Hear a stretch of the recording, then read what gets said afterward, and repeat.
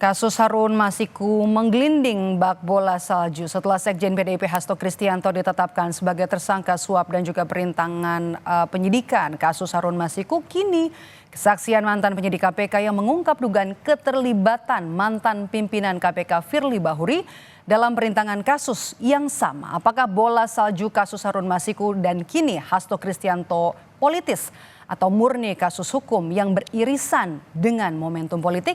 Sudah bergabung bersama kami petang ini ada mantan penyidik KPK Ronald Paul Sinyal, politisi PDIP Guntur Romli dan juga dosen hukum tata negara dan peneliti Posdem Universitas Andalas Ferry Amsari. Selamat petang Mas Guntur, Bung Ronald dan juga Mas Ferry. Selamat petang Mbak. Pertama tentunya ke Bung Ronald, kesaksian Anda ini jadi penting. Apa sebenarnya kronologisnya, ceritanya bagaimana Bung Ronald? Ya, kali lagi sebelumnya di tahun 2020 awalnya sebelum saya memegang kasus ini tentang penyidikan, memang sebetulnya tragedi di PT ICA itu saya dengar informasi dari para penyelidik sebelumnya bahwa ingin melakukan pengejaran pada Harun Masiku dan salah satu kader partai di PT ICA ya, memang itu terhalang. Kemudian pada saat ekspos juga untuk disampaikan sudah ada 3 tersangka, akhirnya ditetapkanlah 3 tersangka tersebut. Namun sebelumnya kita berdebat panjang di ekspos ini mengajukan lebih dari 3 tersangka. Tapi finalisasinya akhirnya ditetapkan 4 tersangka ditambah Harun Masiku sendiri. Yang ketiga kan sekarang sudah selesai ya Mbak ya. Pada saat itulah akhirnya saya menangani penyidikan, ditetapkan 4 tersangka yaitu Harun Masiku, Wahyu Setiawan, Agus Yadipia dan terakhir adalah si Saiful Bahri itu sendiri. Siapa yang memerintahkan kali itu untuk perintangan? Kemudian pada saat itu penyidik mau kemana saja untuk bisa mendalami kasus ini? Udah seperti biasa Mbak, setiap kali ada perkara apapun kita selalu melakukan penggeledahan ya baik setelah ditetapkan suatu perkara penyidikan atau sprindik terbaru. Jadi semua yang berhubungan dengan perkara pasti kita melakukan penggeledahan. Namun di beberapa tempat yang digeledah itu ada satu tempat yang waktu itu dari awal memang atasan saya selalu menyampaikan jangan dulu tunggu reda dan semacamnya. Jadi pada saat itu jangankan sampai ke bawah Pak, jadi pada saat sebelum nyampe ke pimpinan pun selalu dicegah atau tidak diberikan izin untuk melakukan penggeledahan di kantor yang tadi Mbak sampaikan di DPP. Siapa atasan yang dimaksud? Ada atasannya lagi atau di mana juga lokasi yang dilarang untuk digeledah? Di semua tempat yang kami ajukan waktu itu awal kita mengajukan sekitar 5 atau 6 tempat, tapi hanya satu tempat yang waktu itu dilarang yaitu di kantor DPP. Cuman kalau di PDIP, ya kantor DPP PDIP, namun untuk di tempat lain seperti di kantor KPU, di rumah dinasnya Wahyu Setiawan dan juga di rumahnya Ciku apartemennya, semuanya di ACC hanya satu tempat. Dan itu yang pada situ saya selalu menyampaikan kepada kasatgas saya, namun kata kasatgas arahan dari pimpinan pada saat itu jangan dulu. Ya, itu mungkin kondisi yang sedang memanas pada saat itu. Arahan dari pimpinan ya, dari Firly maksudnya? Ya, yang kami ketahui sih ya, pimpinan kami adalah saat itu ada 5 ya, tapi kan kita tahu lah yang selalu memberikan keputusan akhir adalah ketua yaitu Pak Firly Bahuri sendiri. Respons Anda, Mas Guntur? Ya, saya mau tadi nanya juga, Mas Ronald, kasatgasnya waktu itu siapa Mas? Ya. Silakan Mas Ronald, kasatgasnya siapa kala itu? Oh ya, pada saat itu yang menangani, pada saat saya menangani kasus Harun Masiku itu saya sudah mengganti sebanyak 3 kali kasatgas. Cuma pada saat yang awal 2020 itu dipegang oleh kasatgas saya Pak Mas Wahyu Indrajaya ya. Cuman saya lihat sih emang memang aktivitasnya seperti ada tekanan ya. Setiap kali bergerak seperti selalu cover kalau ada apa-apa arahan pimpinan dan semacamnya. Oke, baik, sudah terjawab ya Mas Guntur. Jadi respons Anda bagaimana? Jadi kalau kita menyimak apa yang disampaikan oleh Bang Ronald itu, bahwa dia tidak mendengar langsung ada penghalang-halangan dari komisioner KPK waktu itu yang masih diduga Firly, begitu kan? Bukan Bang Ronald sendiri yang mendengarkan. Kan ini kan kita bicara soal asumsi. Nah kalau kembali kepada peristiwa, waktu itu memang mau ada penggeledahan kepada kantor DPP PD Perjuangan, memang benar kami menolak. Satgas menolak karena penyidik waktu itu yang datang tidak membawa surat penggeledahan dan juga kami nanya apa dasar mau menggeledah? Nggak ada surat, ya. Itu kan pelanggaran kepada KUHAP, pada SOP. Makanya kami tidak pernah mau menerima alasan penggeledahan itu. Dan juga kami juga tidak merasa bahwa ketika tidak terjadi penggeledahan kepada kantor DPP, kami merasa dibantu oleh Firly Bahuri. Kami tidak merasa itu. Kenapa ya? Mereka ditolak karena nggak bawa surat penggeledahan. Itu aja. Kemudian kami juga membaca bahwa kasus ini memang mau dipakai untuk menjerat partai, untuk menyasar partai. Kenapa? Karena kasus suap pribadi Harun Masiku dengan Wahyu Setiawan itu adalah kasus pidana.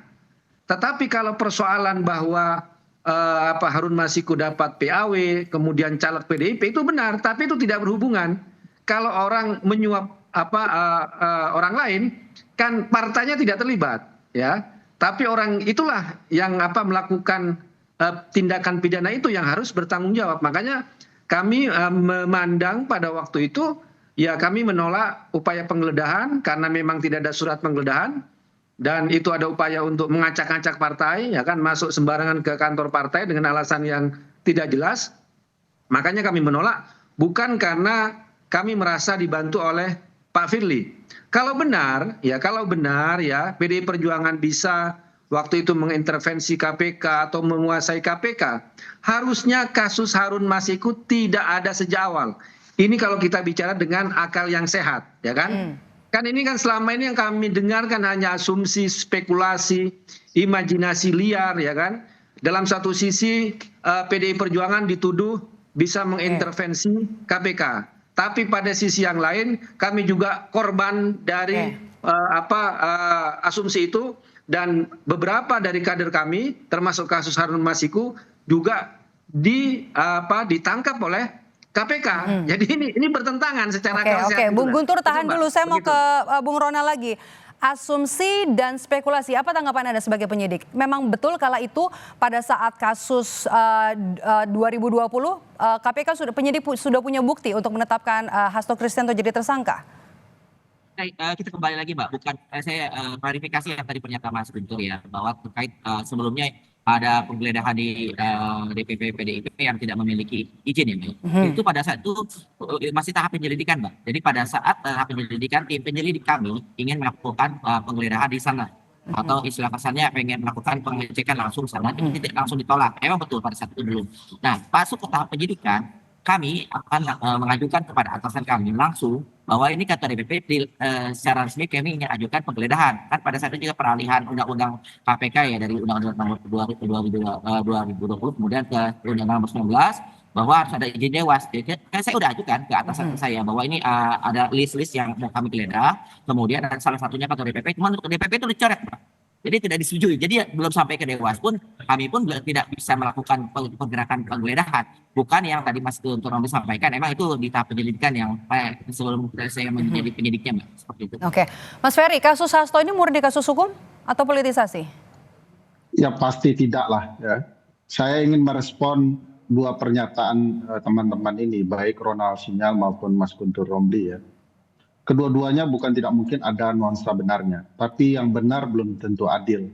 Nah, dalam perspektif hukum selalu ada prinsip keadilan yang dikedepankan. Nah, kalau kasus ini dari 2020 tidak tersentuh, saya mau kaitkan dengan pernyataan Pak Effendi Simbolon barusan ya, yang mengatakan bahwa ada gambaran bahwa ini tidak disentuh selama Pak Jokowi. Dia secara terbuka mengatakan Pak Jokowi melakukan obstruction of justice, ya, tindakan menghalang-halangi hukum yang berdasarkan pasal 21 Undang-Undang Tipikor tidak boleh dilakukan oleh siapapun. Jadi bayangkan 4 tahun Jokowi menghalang-halangi kasus ini tidak naik, gitu ya. Dan saya pikir ini sebuah tindakan yang harus diproses juga oleh semua orang.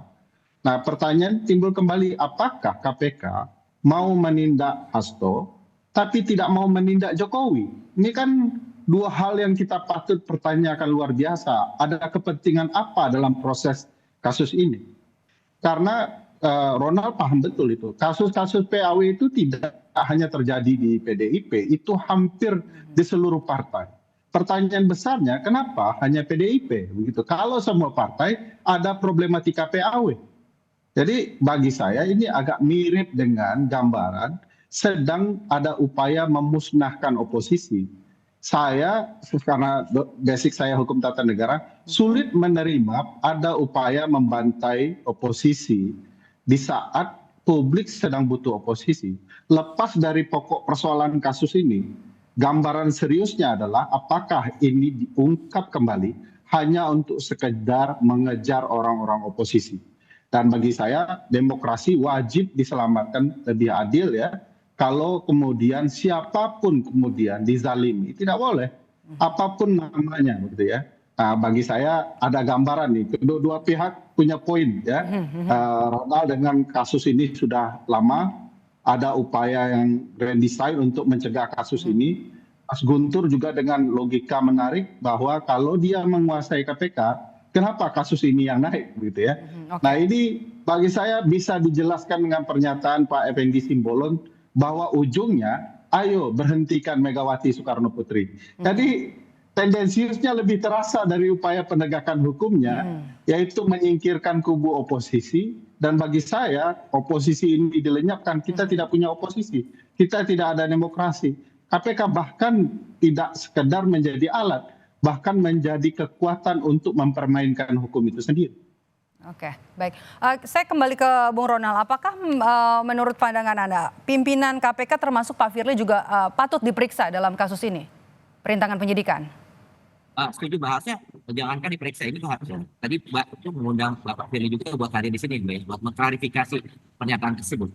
Jadi kalau misalnya saya juga sudah menyampaikan di pemeriksaan kemarin bahwa sebaiknya Ketua KPK, mantan Ketua KPK sebelumnya Firly juga diperiksa untuk kasus Martinus ini. Jadi tidak dari satu sisi saja, tidak saya dari mantan penyidik atau juga dari rekan-rekan saksi yang lain. Mungkin kita bisa percaya juga keterangan dari Firly baru. Kalau emang benar, silakan hadir ke KPK. Seperti itu saya sangat setuju. Oke, saya minta respons dari Mas Guntur.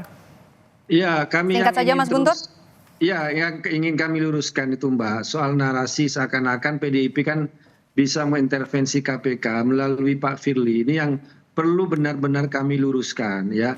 Kalau masalah tadi penggeledahan surat itu juga ditolak oleh pimpinan, pertanyaannya memang dasar dari penggeledahan itu apa? Apa sudah ada sprindik waktu itu? Apakah sudah ada tersangka? Itu kan persoalan. Kalau nggak ada itu ya gimana mau menggeledah kantor DPP Partai? Tapi menurut saya itu urusan internal KPK lah. Tapi kalau memang lagi-lagi dikaitkan dengan Pak Firly ini sudah 1 tahun tidak menjabat ketua KPK, bahkan menjadi tersangka juga, ya kan? Dan dalam setahun ini juga nggak ada yang namanya Mas Hasto menjadi tersangka kalau memang mau dihubung-hubungkan dengan Pak Firly. Nah, saya ingin menguatkan lagi apa yang disampaikan oleh Bang Ferry tadi ya, Bang Ferry Amsari, bahwa benar ya, salah satu yang kami dengar informasi ketika penetapan tersangka kepada Sekjen PDI Perjuangan, karena di situ ada informasi ya, dianggapnya Sekjen PDI Perjuangan waktu itu ya mengorkestrasi penolakan PPN 12%. Itu juga ada informasi yang masuk ke kami. Jadi ada kekhawatiran itu juga ya, dan itu benar bagi kami juga menguatkan ya. Ini upaya politik untuk membungkam suara-suara kritis lah bagi kami. Baik, itu juga kita sudah ya, dapat poinnya. Kita tunggu nanti apakah memang Sekjen PDIP Hasto Kristianto nanti akan kooperatif sesuai dengan janjinya akan hadir di pemeriksaan di Gedung Komisi Pemberantasan Korupsi. Terima kasih Bapak-Bapak sudah bergabung bersama kami di Kompas Petang. Sehat selalu.